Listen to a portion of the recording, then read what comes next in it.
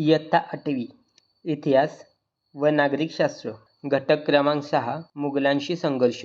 शाहिस्तेखानाची स्वारी. February 1660 मध्ये शाहिस्तेखान अहमदनगरहून पुणे प्रांतात आला.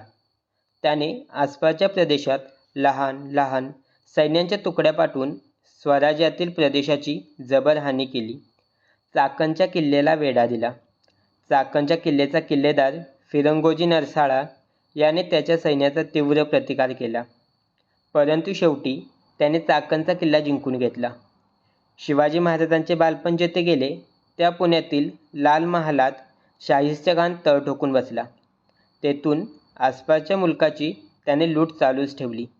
2 वर्षे झाली तरी तो पुण्यातील मुक्काम सोडण्याचा विचार करत नव्हता. त्याचा परिणाम प्रजेच्या नीतिधैर्यावरती होणे स्वाभाविक होते. अशा परिस्थितीत महाराजांनी एक धाडसी बेत आखला.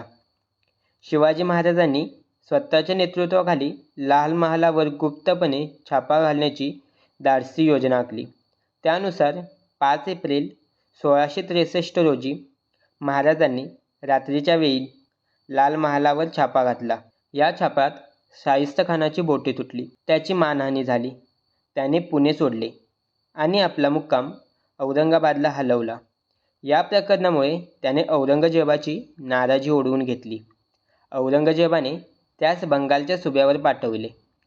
शाहिस्तेखानावरील या यशस्वी हल्ल्याचा परिणाम लोकांवरही झाला.